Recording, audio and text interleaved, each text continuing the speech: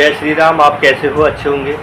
मैं कैलाश भट्ट डॉट भक्त चैनल में आपका बहुत बहुत स्वागत करता हूँ। और जब भी आप कुछ अच्छा करते हैं तो उसकी गूंज बहुत दूर दूर तक जाती है। तो इसी आज मैं आपको बहुत बढ़िया सी एक कहानी बताने जा रहा हूँ। वह कहानी आप ज़रूर सुने और इस कहानी में भक्त और भगवान की परीक्षा का पूरा वर्णन विस्तार से बताऊँगा। एक बार की बात है, एक राजा जंगल की ओर जा रहे थे। घना जंगल था और राजा जो है घोड़े पर अपना धनुष और बाण लेके और कमर में तलवार डाल के निकल पड़े। राजा को रात्रि में घूमने का बहुत बड़ा शौक था।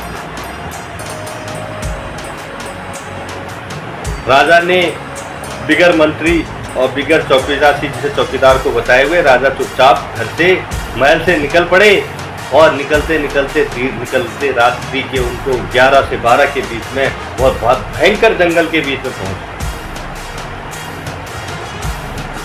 जंगल में उन्होंने देखा कि एक साधु महाराज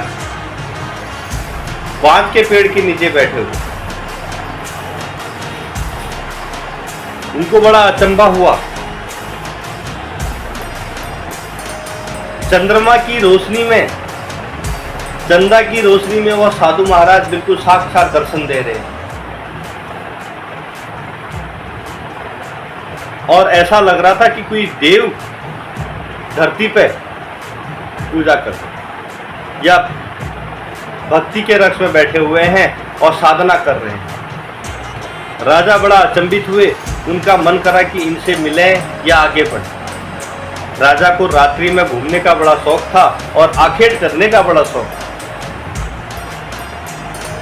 राजा के मन की बात रही नहीं कि राजा वहां रुक गए और रुकने के बाद उनने बड़े जतन से, बड़े हिसाब से, बड़े तरीके से अपने मन की बात उन साधु से बताने की कोशिश।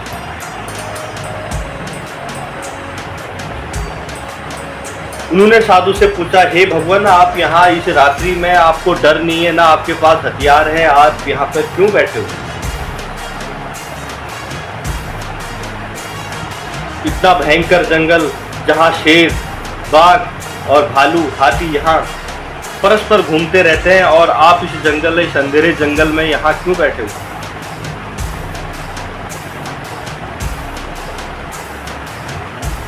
जैसे ही यह प्रश्न उन राजा ने उन साधु महानुभाव से पूछा, साधु महानुभाव हंसने लगे, खिलखिला के हंसने लगे। बोले, यह आपने क्या बात कर?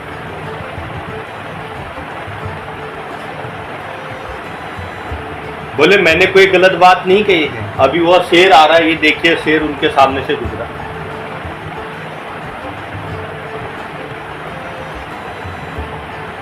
तो वह हंसने लगे। राजा बड़े आश्चर्यचकित हो गए कि यह महानुभाव, यह साधु हंस क्यों रहे हैं? कोई न कोई तो बात जरूर है। वह घोड़े में से उतरे और उनके साथ बैठ गए।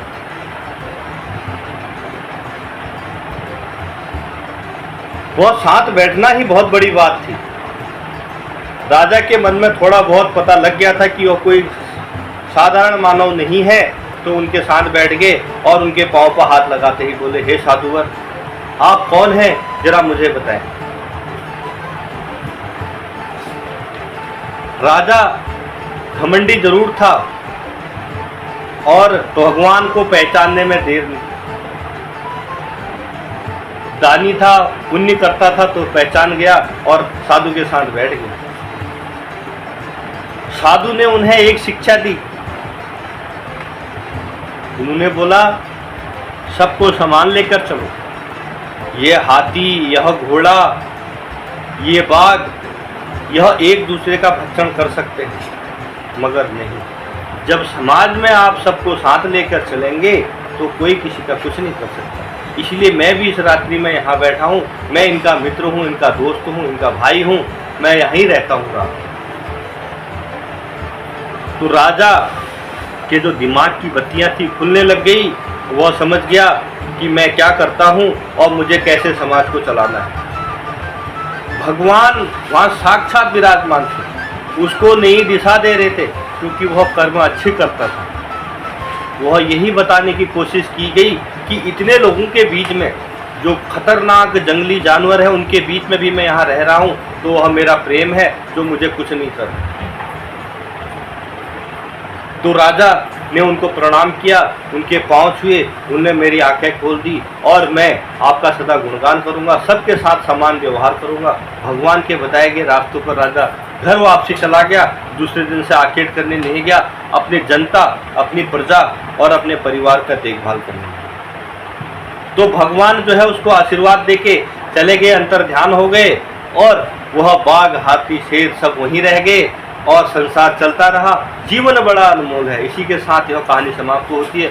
इससे यही सीख मिलती है कि सदैव अपने लोगों के साथ में रहना चाहिए, अच्छे कार्य करने चाहिए और जब आप राजा हैं तो आपको प्रजा का भी ध्यान रखना चाहिए। भगवान कहते हैं सदैव सबके साथ रहें, अच्छे कार्य करें। जय श्री राम, जय श्री राधे। आपको कथा पसंद आए तो जय श्री राम जरूर लिखें। लॉर्ड भक्त चैनल को लाइक करें, सब्सक्राइब करें, शेयर करें। वीडियो पसंद आए तो कमेंट में जय श्री राम जरूर लिखें। आपके सारे कष्ट भगवान दूर करेंगे, हरेंगे। बहुत बहुत धन्यवाद। नमस्कार।